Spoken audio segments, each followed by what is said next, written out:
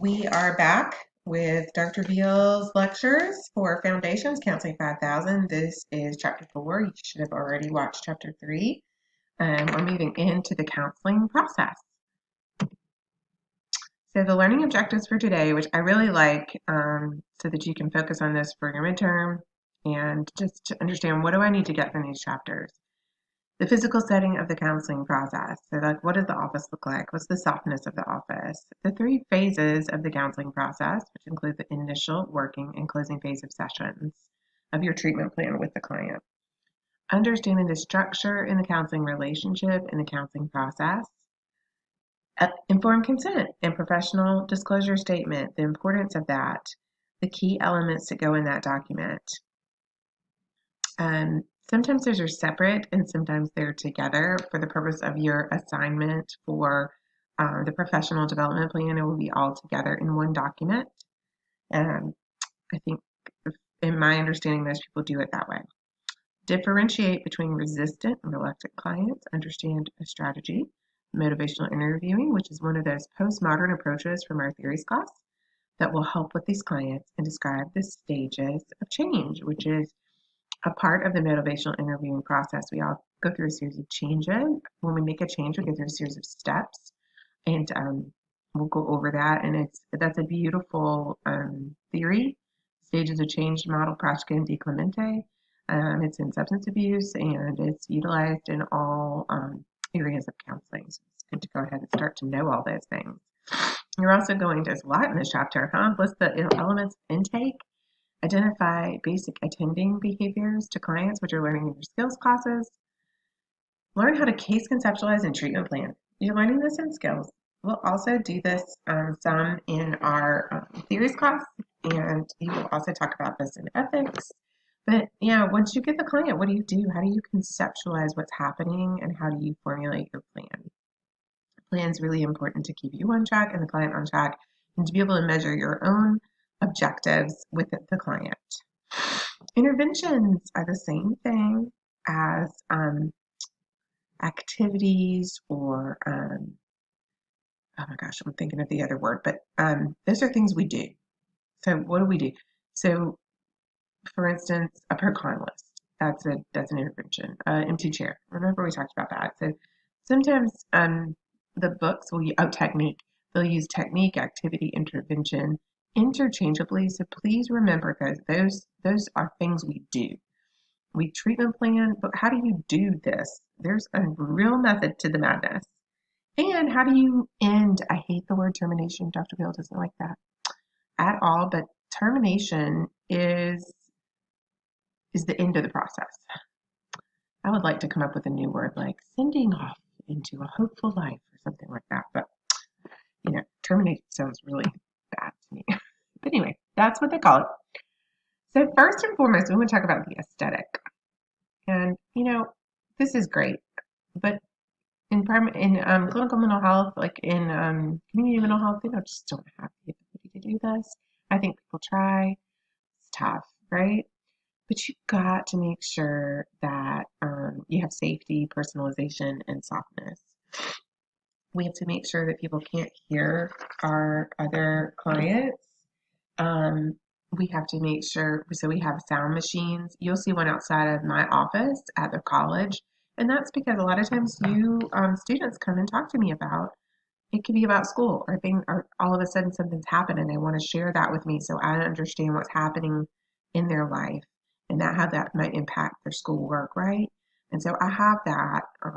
I have one for respect and safety and personalization and softness in my own office at the college.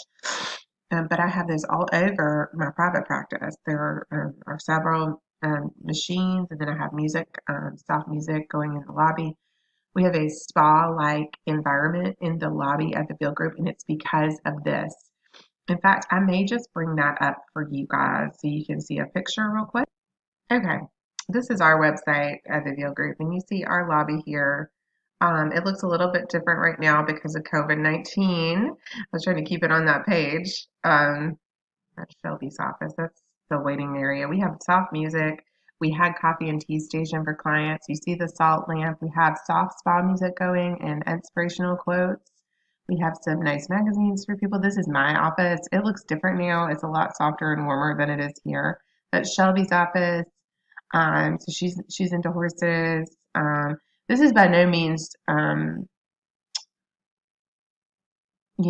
what it's definitely what you should do, but you can just see the little personal touches. Mine has my diplomas on the wall here, and on the other side, all my certificates and um, awards and stuff like that. So that just gives you guys kind of an idea. I'm gonna see if I can find another picture too. Some of these are really nice. In fact, I'm working on my office setting right now. I'm looking for a rug, and I'm doing some things in my own office space at the Deal Group to make it even warmer and better. There's some tips if you just put counseling private practice setup. That's a little cold to me, but I think you have to kind of pull your own style in. This is a little bit more. This is pretty little Zen 73 therapy spaces that inspire.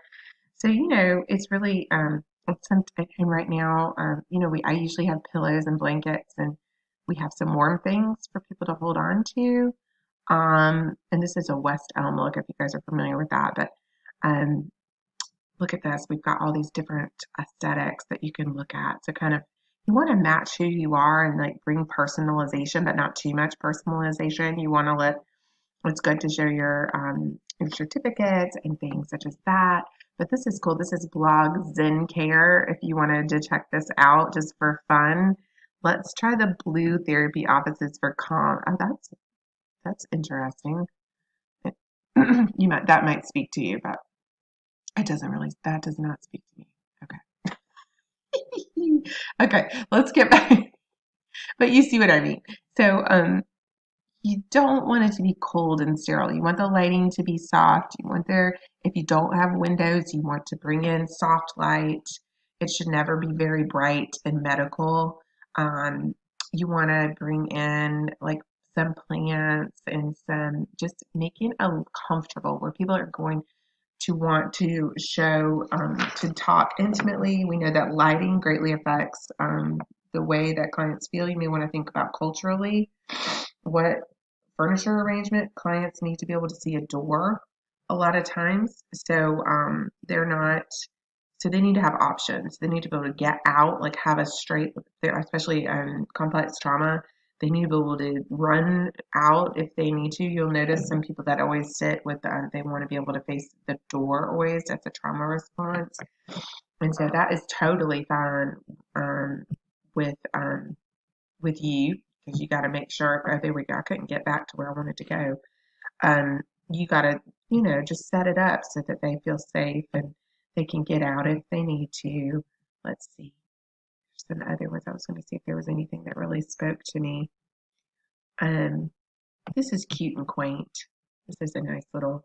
This is a tiny space. You can kind of say, oh man, I lost it again. It was a tiny little space, but it was cute what they had. Oh, here we go. We can just scroll through it. That seems a little sterile to me, but that seems also sterile. But if you're modern and that's who you are, then that would be great for you. That's warm. These are fancy. Gosh, this is Brooklyn. These people probably make a lot more money than I do. But yeah, that's warm and cozy.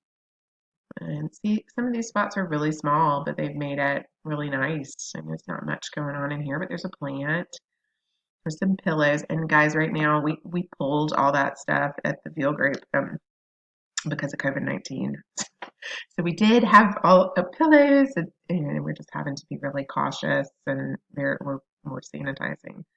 But so right now, probably none of these offices have all those pretty pillows.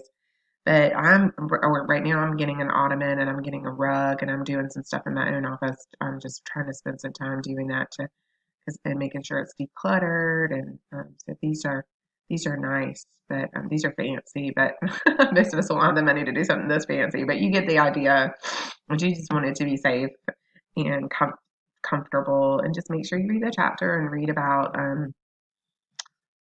what that should look like in this physical setting. Um, you should never have your phone on, never interrupted, do not disturb sign.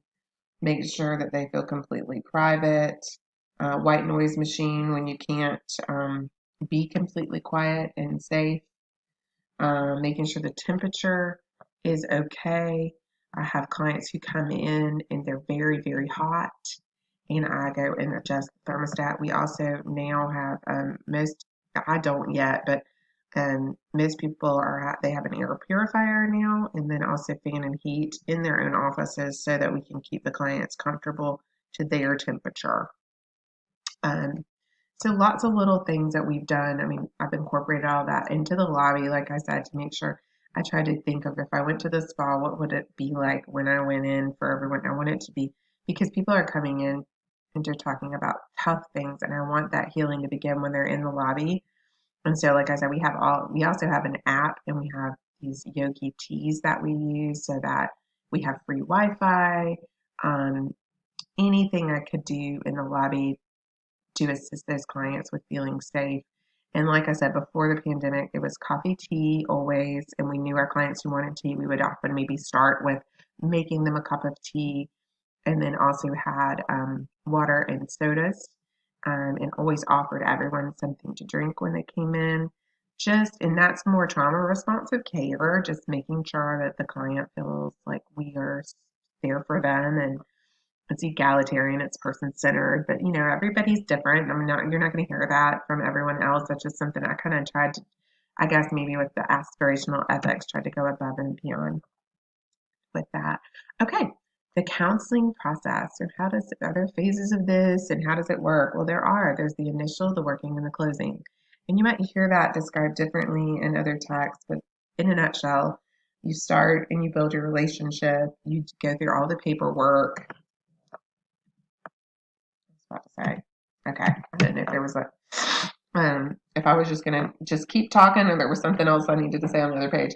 Um, this is where you do your intake, you do your informed consent, all your documentation, you start your file, you start building that alliance that you're going to learn about in theories, and you're going to learn about in all your classes actually, but rapport. You're going to listen to their story. You're going to use your counseling skills to build that relationship.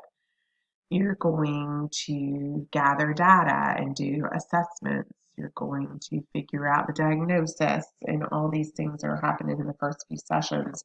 Sometimes you have to know that right off the bat. And often clients will get a long session for the first session, 2 hours. Sometimes I think in clinical mental health and I'm sorry, community mental health. I need to be careful when I'm saying that community mental health. I think the sessions are longer, like an hour and a half.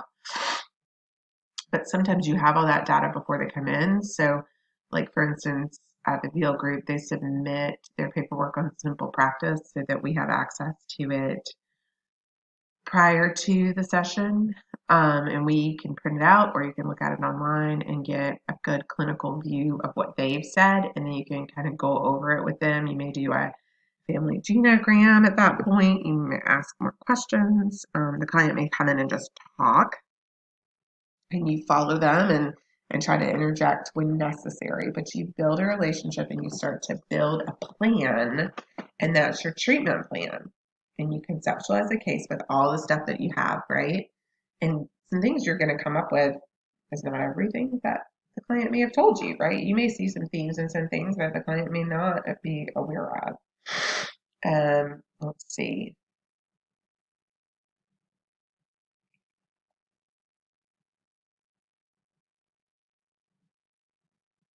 And then you get into your treatment plan, right? So you start on your plan. You have goals and objectives. So you'll have a big goal and then objectives for how you're going to meet that goal. And under the objectives are the interventions. Remember those things we do like empty chair.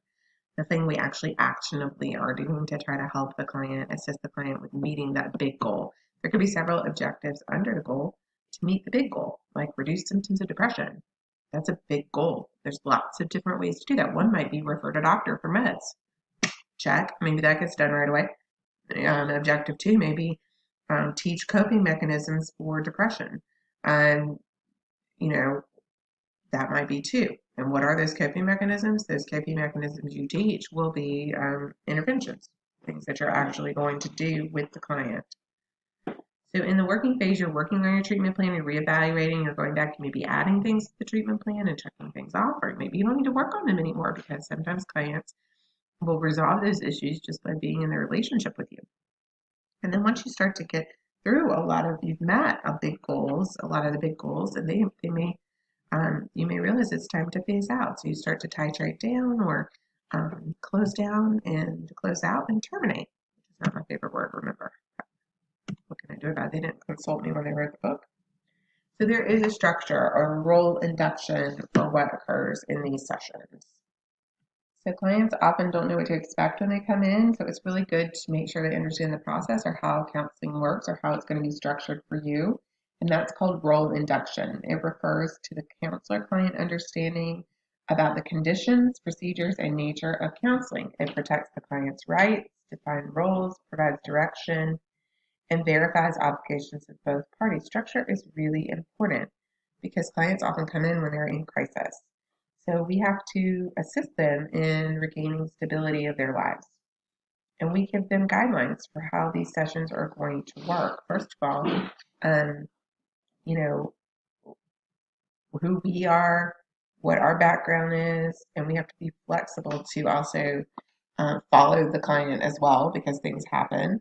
But guidelines for sessions include time limits, which are usually 50 minutes. Why 50 minutes? Because we need 10 minutes to prepare for the next session. You've got to, first of all, schedule with them. Usually, if you haven't already, you have to close out with them, make sure they're okay, get them out, finish your note, put the file up, often use the restroom, get a snack. I can do anything in 3 minutes, by the way. It's just amazing. You will become highly skilled at doing a ton of things in 3 to 5 minutes. And then you get the next file out because you need to review really quickly remind yourself what's happening with the next person. So it's real important in a lot of ways, and they need to know too. Then there's action limits for the prevention of destructive behavior. What they need to know the limits of confidentiality. They need to know what our responsibilities are. They need to know what the rules are.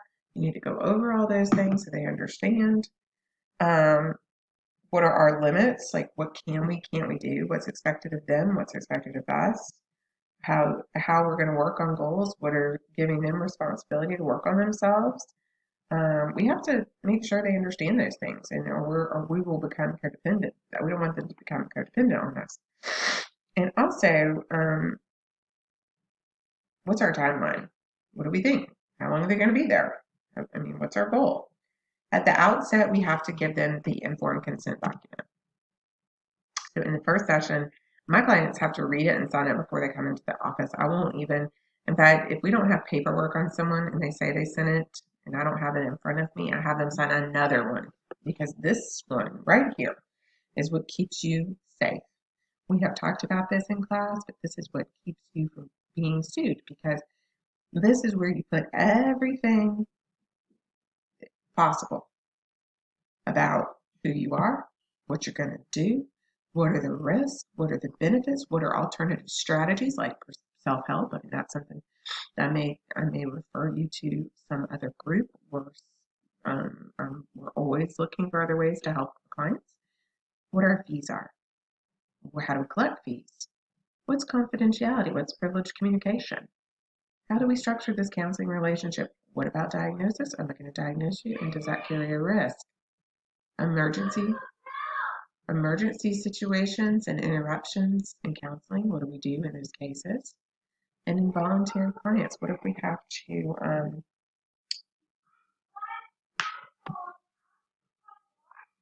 so in involuntary clients, who are we going to share information with? I have a really clear relationship with the courts based on what we will and won't disclose. The only thing I will disclose on mandated clients is their attendance and lack thereof, because especially if a third party payer, we've contracted with them to pay us for counseling, then they need to know whether they're coming or not, right? And we need to be able to get paid. So the client does sign a release of information, understanding that we are going to really release that information, but I do not because I can do that. But however, if you were in a drug court setting and you were a drug court counselor, if they told you they used, you would have to tell, which is perhaps something we could ethically debate. in class, right? Should it be confidential or not? We shall see what you think. So this is informed consent and LP and disclosure statement are the same thing. They're in one document usually, and I don't know why we have to complicate it by making it seem confusing. You could have two, but this is basically you're consenting to treatment, and then you have other forms as well that you sign now. But you see, you have to sign it if for your professional development plan, which is your project, due in this class that is a key performance indicator. This is where page 98, 99, and 100 is where you'll get the information about how to write that document. So you should have no issue with that assignment whatsoever. We do have reluctant and resistant clients. Sometimes people come for all sorts of reasons. They don't want to be there, children, adolescents. Then we have the highly resistant ones who are completely not compliant or avoiding, completely ambivalent about being there. And we can conceptualize that with motivation to change in the stages of change model with the, and we'll talk about that, but I can go ahead and explain it. It's the stages of changes we all go through. When we're going to make a change, we all go through the stages of change. That's the Prushkin de Clemente stages of change model. And so let's say that I'm going to start working out. I decide I'm going to get healthy and I'm going to go to the gym and I'm going to start working out. Well, let's say at one point I didn't even think about doing that. Maybe I was happy with the way things were going and I didn't even think about it. I was enjoying eating my cake and cookies every day, and I'm just hawing along, not even worried about my health. Then I go to the doctor, and the doctor says, "Oh, you put weight on. What are you doing about your health? Your BMI is high. You need to maybe think about doing something."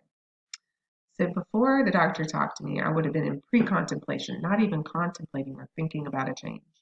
But then when the doctor said something to me, it might or may not have. I could have stayed in pre-contemplation and said, whatever, I don't care. Or I could start to contemplate or consider that maybe I should do something about it. And I could stay there for a long, long time. And people do. Like, maybe I should do something, maybe I shouldn't.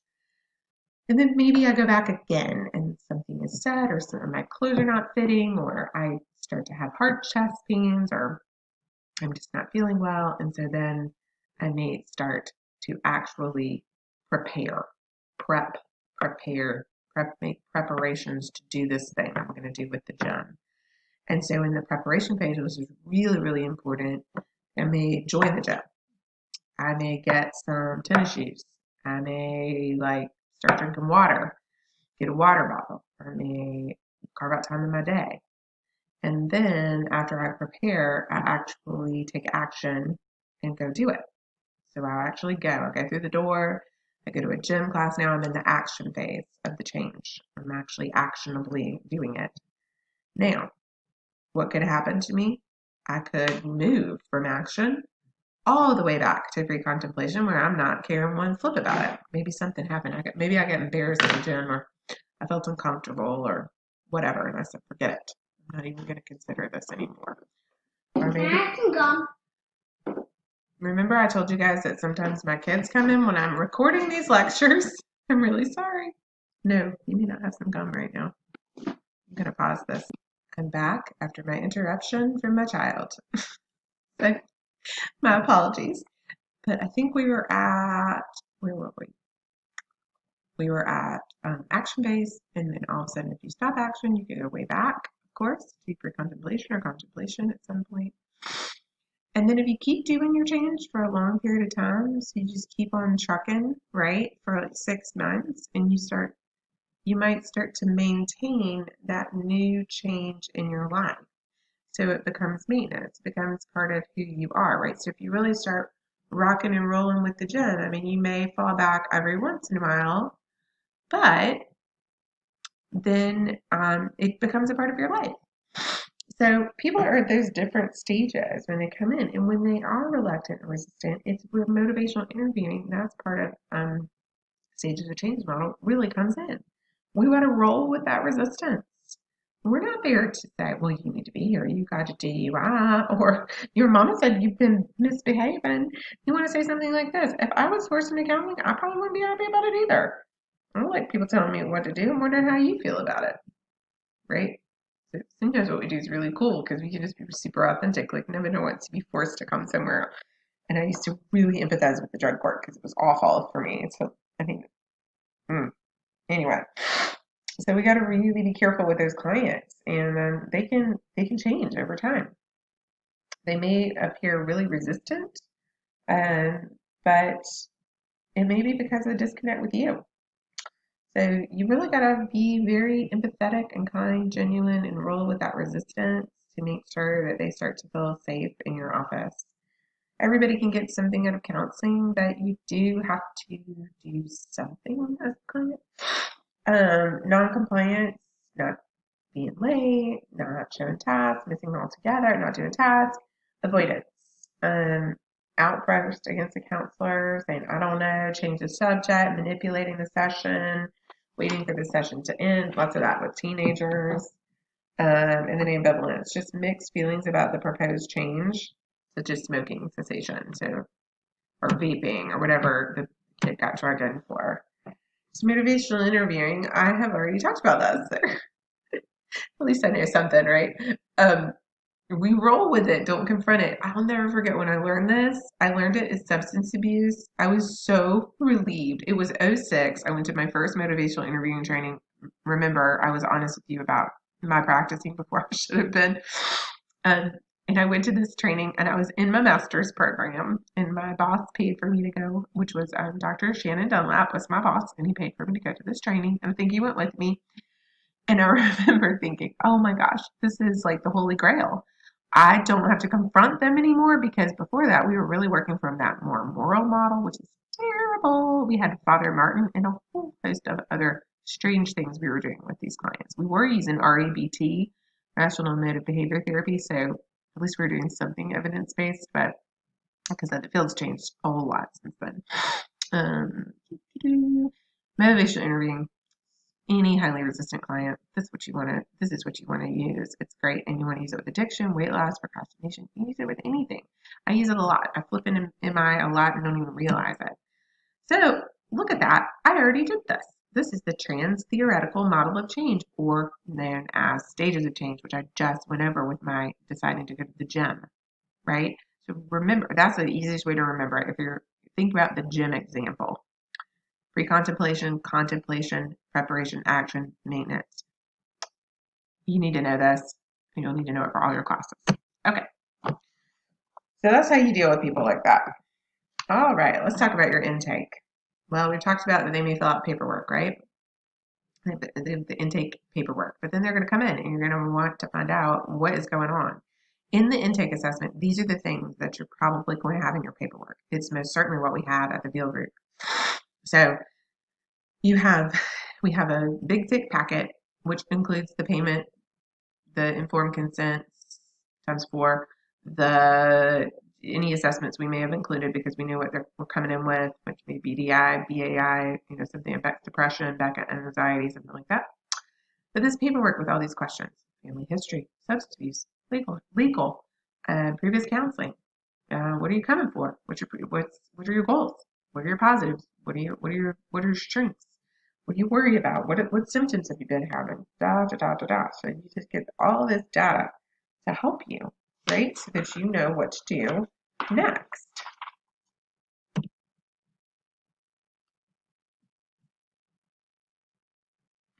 And don't worry, when we get to class next time, so you're going to listen to this and read, and then to really solidify that knowledge, when we come back next week on the 14th, we'll do activities. We'll do tons of activities and reflections about what's happening here, case examples. We'll go over all of these in the book. We'll use some of the examples in the book, and maybe I'll bring in some other stuff, and we'll have some fun and role play and do these things to help you guys really get comfortable with all of these things. Okay, so no worries if anything's not quite clicking yet. We'll have another whole class session to make it click on 3 and 4. All right, basic attending behavior. So how do we do this? with clients. Just really quickly, let me go back for a second. I really want to make sure that you understand page 105, 106, 107. Look under each header. I'm not going to read all of that, but look under the header and see what data goes under there. We will probably role play some of these, and we'll do an intake role play in class. We'll probably do that with each other. I know you're doing it in skills as well, but it's never going to hurt you to keep doing that over and over. Okay. And basic attending behavior. This is, regardless of the type of interview we're doing, we have to use a combination of closed and ended questions when we're doing the intake interview. But you are going to get a lot more data from open-ended questions. That is a part of motivational interviewing. There's an acronym in motivational interviewing called OARS, OARS, and O stands for open-ended questions. We do, of course, have to ask them closed, like how long have you been divorced, or when's the last time you saw your children, or we need some data. But we can change those into open-ended questions like, could you tell me more? Tell me more about what you're thinking about that. Help me understand more about this. Very effective in getting data, open-ended questions, and it's much harder than you think it is. In fact, I went to a drug court training one time, and it was there were a lot of people from drug court teams there, and they pulled some people into the circle to do a motivational interviewing technique with 2 minutes of just open-ended questions, and they failed miserably. So it is a skill that you have to learn and be intentional about. I've catch myself even at this stage of the game sometimes going, I ask a closed question then when I should have asked an open, and I'll go back and maybe ask in an open format. So it's not just as easy as it sounds.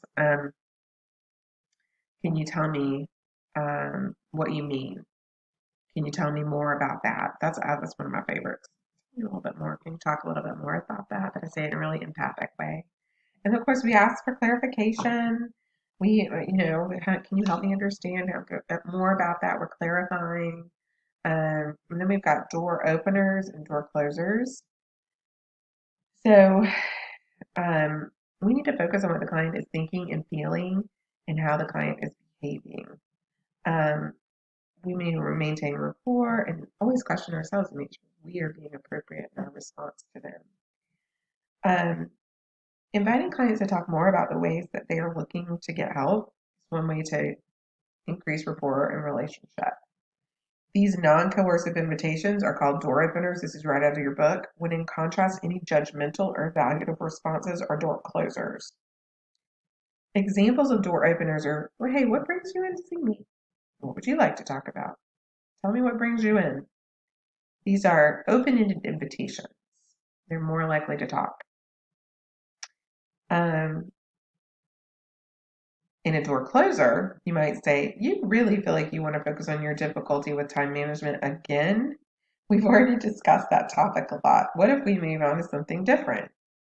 So I want you to think about how you might say that differently. Maybe that is the case. Maybe they do. They'll keep bringing that in. But how would you redirect or help them move to the next goal? Think about it. What would you say versus what's in the book that's so inappropriate, right? And then being empathic, especially culturally sensitive empathy. It bridges that gap. And here's Carl Rogers. 2 factors that make empathy possible. Realizing you have an infinite number of feelings, realizing that an infinite number of feelings do not exist, and having a personal security from which you can let yourself go into the world of this other person and still know that you can return to your own world. Everything you're feeling is as if. Being able to empathize with clients at this level involves a combination of innate skill, intentionality, and learned skills. Empathy is expressed through active listening. We need to keep talking about it. So important. Active listening. How do you do that? Non-verbally, verbally. matching, breathing, calm, there, open, ready for them to share anything they need to share with you, no matter what. On page 109, Karpov, 1969, Empathic Understanding and Interpersonal Process, talks about our levels of empathic response. So when you guys start, you'll start with reflections, like, and there's an example about a death in the text. It says, it's been 5 years since Jim died, and I still find myself crying when I think about him. The counselor in a level 3 empathic response would say, you still get sad when you think about Jim. But in 4 and 5, you go beyond, and that you go deeper and you express feelings or more info or data that you have, like you cared about him deeply and you miss him. Level 5 are made during long-term therapeutic relationships and express a deep understanding.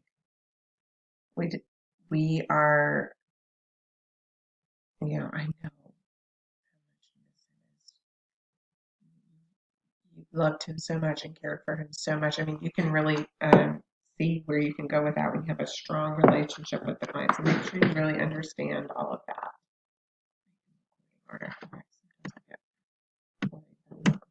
Okay. And then we're moving into case conceptualization. So I feel like we're hopping around a little bit, but you're being, you're engaged, you're empathic, you're working with this client, you've done your intake interview, you're starting to build that rapport, and you kind of are trying to conceptualize the case. How are you going to figure out what it is that you need to do with this case? So like I said before, the case conceptualization is really important. So that is how you develop your hypotheses for your client. You listen to your client and tailor the treatment plan to meet the needs of the client.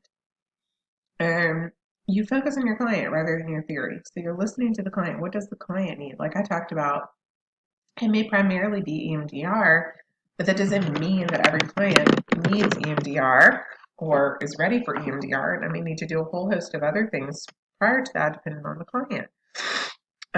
The way that you figure this out and learn how to do it is through your presentation of these cases to the class when you're in practicum and internship. So it's really important.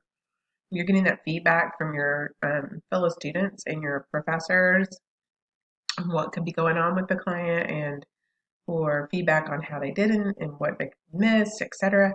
And that's what happens in supervision, and that's what happens in consultation for the rest of your career. I most certainly still consult about cases, especially sometimes I am very confused about maybe which way I need to go, and I definitely check it out with someone else.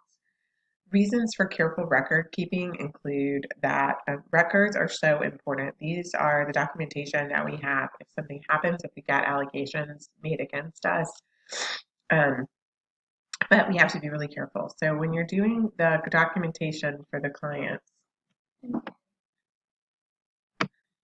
and your documentation is reviewed at certain sites, and then in your jobs, we take insurance. We have certain things that we have to make sure we have.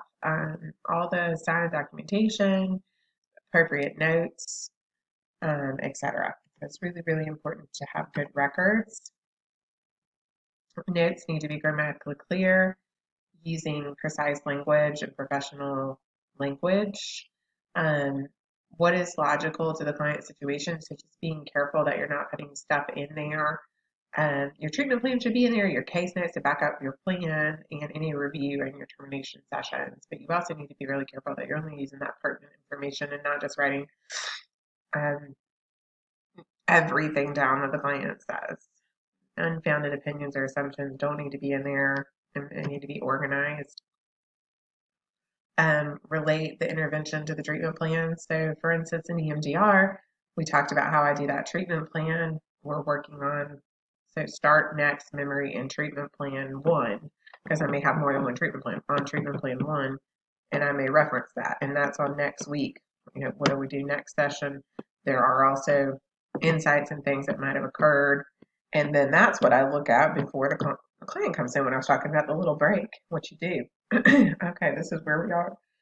But if the client came in and said, I check in with the client and find out how the last week was when we're in our working stage. And I was like, how do you feel about moving forward with our plan? And they may say, I'm just not up for it today, or I need to talk about something else. Okay. And that's where, we're following the client, but we're not following the client so much so that we never get to a goal. So we do that for a while, but if that happens every week, then there's some ambivalence and we need to explore it. We need to figure out what's going on and say, hey, I notice every week you go in here, something's coming up and you've been really hesitant to get back to what we were originally working on. Can you tell me what's going on or tell me more about that in a nice empathic way versus a judgmental way, right? So you may want to definitely describe, we have a mental status exam on the edge of our notes, which is their behavior, their appearance, their feelings, etc. when they came into the session. You never ever white out anything on a note. You always draw a line through it, and if you make an error, you just draw a line through it and you note it with your initials. And you need to write notes within 24 to 48 hours of the session. I do mine during, right after. I don't have time to do anything else, and if I waited that long, they would never get done. Document the outcomes of your sessions. So what happened? And I always do that when I come back. I write down what has transpired. Client had a good week. Client had a tough week. This is what they said. I may do an assessment or a scaling question for their symptoms or something of that nature. And then if we get off course, why do we get off course? Sign, full name, credentials, and also sometimes a supervisor may need to sign. That treatment plan that we've been talking about, I keep referencing, that's after the intake and the case conceptualization, uh, right? You've got a clear clinical picture and you have some hypotheses from your case conceptualization. You've kind of decided what their diagnosis may be and what kind of treatment modality would be best for them. So, for instance, maybe we need to do some CBT before we move forward into anything else. And, we're going to start formulating that treatment plan, which happens in the first few sessions. Sometimes it has to happen in your first session, but in private practice, it definitely takes us a couple of weeks to try to really get that nailed down, of course. You're going to learn to write treatment plans, and this is what I talked about with those goals and objectives and the expected date of achievement and how you're going to do that, and they need to be created with the client. Common curative factors. So these are the commonalities in our field that help clients to that have been in research and are helping clients to grow and achieve goals. So we want to do things based on research. So these common curative factors are found to be factors of effective counseling, and they're organized into 3 categories. One is support, one is learning, one's action. So these are from research, kind of what has been found to work. Now, that doesn't mean that it necessarily would work for everyone, but it's evidence-based that these things are helpful. Support is therapeutic alliance, trust, empathy, and catharsis, which is the release of emotions. The client's feeling like they can do that in the session, feeling like they can be cathartic, and it's helpful and cathartic to get it out. You see a whole list over in the grid 4-5 on page 115. Then there's learning factors, reality testing, rehearsal, which is obviously like rehearsing, affective experiencing, and feedback. And then action factor. Oh, I'm sorry. Gosh, guys. I'm sorry. B, learning factors, cognitive learning, affective experiencing, feedback and action, reality testing, rehearsal, and mastery efforts. We may find it helpful in the working phase to use a combination of these factors to help our clients. So let's take some time learning about some of these different factors. Let's start with the cognitive learning on page 115. And that is, yeah. And we talked about this, cognitive behavioral therapy, right? Beck, he's a theorist, and he came up with this. And we know that most of us do, but this is an evidence-based theory, and they're incorporating it into this common curative factors, where these are some things that we know work for people. And I will tell you, I mean, I use CBT all the time. It's not all I do, but it's probably something that I do at least once or twice with every client, and it's definitely part of EMDR. So, because I'm totally working on their cognitive distortions or distorted thoughts, but cognitive distortions are negative, inaccurate biases that result in unhealthy misperceptions of events. So we have distorted ways we think about things, um, based on things that have happened in our life that are often inaccurate. So there are common, yeah, okay, they're on the next page. There are several common ones that we all, and you need to know these, and you'll need to know them in advanced techniques, you'll need to know them in skills, you'll need to know them in practicum and internship, and theories. So go ahead and learn them now in chapter 4. And we can teach clients to evaluate and challenge how valid their thoughts are. Cognitions are thoughts. I do want to make sure that I'm really basic with this because we're using new words for things like we're using affect, which is feeling, cognitive, which is thought. And we don't talk like that ordinarily. When you're having a conversation with, you don't go, my cognitions are. So this is therapy talk. This is what we learn and how we need to know what that term means. So we need to understand affect, cognition, in terms such as that. So cognitions are thoughts. And so what people don't really often realize who are not in the field or who have not been to therapy is that we often are just kind of a slave to our thoughts. They just kind of come in constantly barraged by them, and we never are really in tune with what they are and how they may or may not be impacting our feelings and our behavior.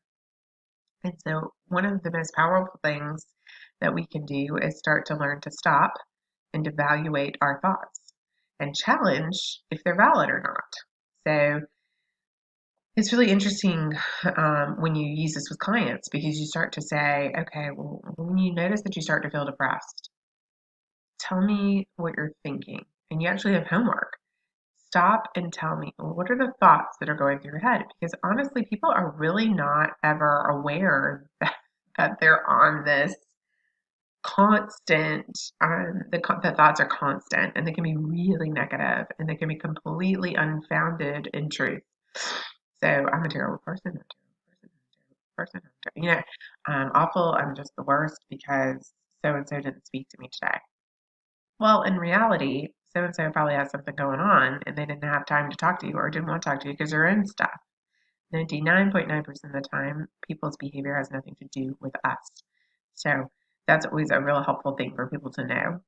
But to help people to change that, think about if you change that thought. So someone didn't speak to you in the grocery store, and instead of automatically going, "Oh my gosh, they're mad. Oh my gosh, I'm terrible. No one likes me," to look at that and say, "Oh gosh, something must be going on with them because they didn't speak to me. Or they just may be busy." Um, think about the outcome for you if you thought about they must be busy or something's going on with them. It totally reframes what's happening, right? And helps you as the person or the client to see a situation quite differently. Or reframing the cognition or helping dispute negative, distorted cognitions, distorted thoughts, cognitive distortions. And these are things we all do, and you need to know them all. Okay? You need to know what they are, and there's a list of them on 117, and they are, I'm sorry, where are, I guess it's just got a list of them here. Exaggerating the negative is exactly what it sounds like. Minimizing the positive is exactly what it sounds like. We do this a lot. So if we got 17 positive comments and one constructive feedback, we tend to focus on the constructive feedback and we exaggerate that. That's negative. That's both of those. Overgeneralizing to everything else in our life is good. One thing happens or two things happen in your day, you spill coffee on you and um, you run over a squirrel, and the rest of your day is just shot, right? And say, oh, the day is ruined. I'm ruined. Catastrophizing. So you're generalizing to like everything else in your life. Catastrophizing could be similar to that, but it's every little thing is a huge catastrophe. Personalizing, making it about you. All or nothing thinking, black and white thinking gets people into trouble. I can promise you there's nothing in the world that is one way or the other. Everything is gray. That is the case. And you, as a therapist, there's no one way or the other, ever. So that gets people in trouble. All or nothing thinking. It's just because nothing's really all or nothing. And selective extraction is taking a detail out of context and using it to negate an entire experience.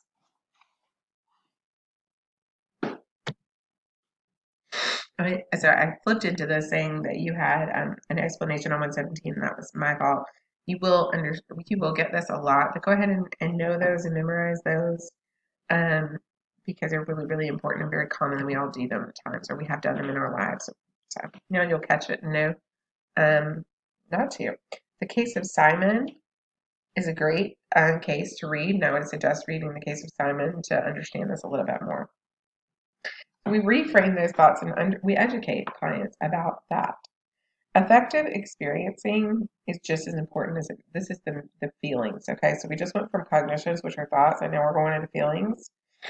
Many emotions are very common, but people experience them differently. So, and uniquely, there are 8 dimensions that characterize emotions, and they are as such. Primarily emotional, physical, or combination. For example, a worry can lead to nausea and headaches, and that is very true. In the book, The Body Keeps the Score, and in everything that I do with my work, there's a body component because we store all of our emotions in our bodies. And that, if you want to know why, it's because of the dorsal vagus nerve that goes from the heart to the brain, the gut to the brain, and stretches out in the nerves to the tips of the fingers. So that's why when you get upset, your palms could get sweaty, or your tummy hurts, or you feel it in the solar plexus, um, up into your head being lightheaded and sweaty, etc. And there's an actual biological reason for that. And there are more dopamine and serotonin receptors in the gut than the brain, and now we know they're connected, and they're connected because of the vagus nerve. So, moving on. Overt, covert, or combination of both. Overt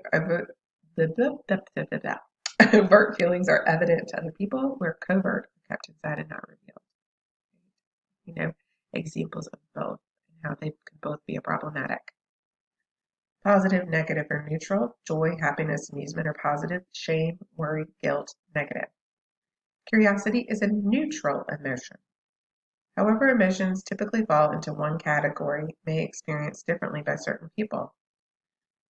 Some expression of anger may result behaviorally in intimidation, feelings of giving that person power and control, but others turn it inward, believing outward expression of anger is not acceptable. One of the goals sometimes for me with my clients is to get them to start expressing anger. It's never been appropriate for them, and anger is important, and when expressed in a decent way, can make huge changes in lives. It's important. It's an important emotion. We're kind of taught a maladaptive way for coping with that. Intensity with which emotions are felt varies depending on the person. Intense negative can lead to misunderstandings and relationship difficulties in or out of awareness. Many people have no idea what their emotions are doing to other people in their lives, or we're not able to even experience feelings. Very challenging for clients. Often don't even know what feelings are. They act like they do, but they've never experienced or can't have a name for either happiness. I have clients who never experienced joy and happiness, or vulnerability. We talked about Brené's talk, vulnerability. So they're not even able. That's terrifying for them, and they don't know what to call it. And they're shame. They don't know what shame is, or anxiety even. And so helping them to have a ever, do you know what this is? Or peace, relaxation, never experienced it, or don't know what it is. Okay. And a lot of us may not have known that we had anxiety, depression, or other things earlier in our lives if you think about it. All right. Appropriateness for context and stimulus. it may be appropriate to be highly emotional in one, but not in another. But it can be healthy to be angry at some situations and not at others. So we know appropriate context and stimulus added what triggered you. Stimulus. When emotions are expressed congruently, in balance, verbal and nonverbal behaviors match. When we are trying to be one way and feel a different way, it can really, really problematic. We say we're sorry and we don't really feel it. Depending on the way and the context in which our emotions are expressed, it can either enhance our lives and relationships or make our struggles worse intra and interpersonally. Simply releasing those emotions have value. Catharsis is not the final goal. It also comes from who? Question mark. If you can figure that out. One of the theorists we're studying this week and last week, but catharsis isn't the final goal because sometimes too much catharsis is not always a good thing for the person if they're not ready. They got to feel safe, secure, and stable to have catharsis with you. You have to create that safe space for them to have that catharsis in there with you. All right. And then, of course, rehearsal. We're going to practice these new things we're learning about ourselves, with thinking and feeling, and also, well, now what? Now what do I do with my behavior? How do I do this? Um, give clients opportunities to go and practice, just like athletes and singers practice. So do our clients. Assertiveness skills, excuse me, social skills. They got to act it out. And how are they going to have that conversation? We practice. Role play. That's what we're going to do with you guys. So you can role play to get ready for this. And covert rehearsal is not overt. It's not outward. It's imaginal and reflecting inside internally. Imagining yourself. We know neurologically that when we rehearse something in our brain starts to make new connections. When we visualize positive, when we visualize doing this, making that happen, doing that goal, accomplishing it, we're more likely for that to happen. So says research. So homework and visualizing it, very powerful for clients, very, very, very important. And throughout this whole process, we're going to be employing basic helping skills, which are the things you're learning in the skills class. That's helping skills, strategies, and techniques for helping people, which are active listening, reflecting, clarifying, summarizing, probing, being immediate, confronting, da da da. And then specific theory grounded techniques like empty chair. Please, please, please read the bottom of 118 on that little great paragraph here right before case notes. Please read that. It just summarizes quite nicely for you what we do. Case notes we've referenced already, right? That was back in our documentation and how important. What am I children doing? They're running down the road with this new toy car in my driveway. My 5-year-old's not. He's almost 6. He'll be 6 tomorrow. Okay. Is that crazy? Okay. All right. Case notes. They're really important. What do? We already talked about this. Verification of information within the billing code. Legible signature. So your time needs to be honest. Your signature needs to be on there. And there are different ways we write notes. STOP notes, STIPS notes, blah, blah, blah, blah, blah. There are a million different ways to write notes, but there's all these formats and you're going to learn them throughout this whole process. So the subjective, objective, action plan. So different ways to write the notes that are professional. And then eventually we're finished. We've written notes, we've met our goals met the objectives to meet the goal and through the interventions and things we're doing and our skills. And then they're better. They're better. Say better. Accomplish your goals, I should say. And sometimes if you say better, it means implies that they were unwell, which we're in wellness, right? And everybody has something to work on, right? So it's important to empower those clients to look and review what they've achieved and they have grown, and it's awesome, right? Have they achieved their goals? Can they cope? Was it helpful? And I always ask, how is this for you? how has everything changed since we started? What's different? I asked that all the way through. So tell me how things are going. Tell me more about how you would have handled this. They'll say something came up and I'll say, well, how would you have handled that before counseling? And they'll go, oh gosh, I would have just been in the bed for 2 days, but now I'm not. That kind of thing. There's always, that's helping you gauge where they are. And then referral, really, really important. Um, when we're not helpful for them, oh look, too. This is a new book, guys, so forgive me. I'm reviewing it as we kind of go, but this is like my sixth time teaching this class. Referrals are really important. We refer for a myriad of issues, including us not maybe feeling competent about the issue that's coming in for counseling.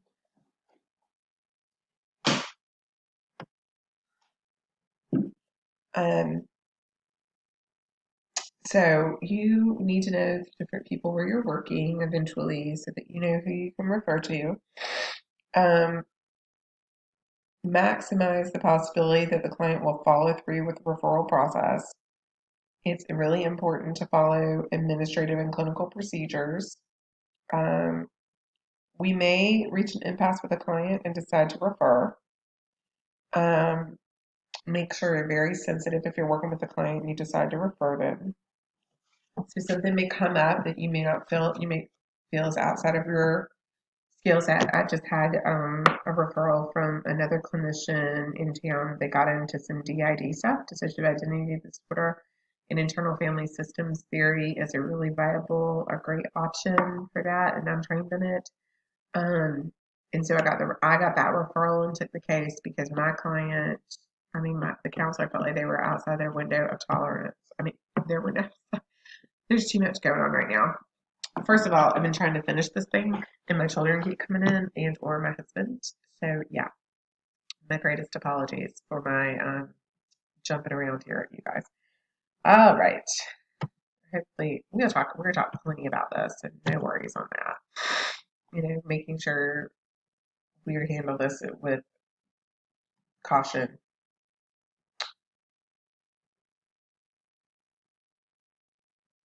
Recycling involves the re-examination of all the phases of the therapeutic process and gives the counselor and the client a second chance to achieve what they want. This is where you go back and look at what's going on. Recycling is an alternative when the counselor thinks the counseling process has not yet worked but has the potential to do so. Recycling involves the re-examination of all the phases. Perhaps goals were not defined, unhelpful interventions. Re-examine what's occurred. Decide how to revise and reinvest. This is also just called revising the treatment plan. So I had no idea. I've never heard of recycling, but hey, I do that a lot. Recycle. I call it revise the treatment plan. So we're moving along, and I feel like we're stuck or stagnant, and we're getting all over the place and off track. And I may say, hey, tell me. That's the time for me to say, what? Tell me what's going on. Tell me more about our relationship. How are you? Are you feeling okay with me? Because that's another thing. Are you comfortable with me? Because I am happy to give you a second opinion or somebody else where you may feel better. It rarely happens to me, and probably because I do so much of this, whereas I'm not, I'm very, very open with the person in helping them feel like they can tell me that what they're experiencing with me and me take it. The constructive feedback or whatever, hey, you're pushing me too hard, or like, okay, I get it. Sometimes that happens, and let's roll back and tell me what do you think is going to be most helpful at this point, and then revising that treatment plan to say, okay, let's look back over this. What do you feel about this plan? What's working, what's not working? So it's a really great thing, and I think everybody should do that all the time when you're getting off track. Woohoo! We did it. Yes, copyright. I didn't do this one. Just so you know, this is Pearson's. Thank you, Sam Cladding and Deborah Newsom for this PowerPoint. All right, it was really comprehensive. I'm going to pause, upload it, and hopefully you'll watch it this week.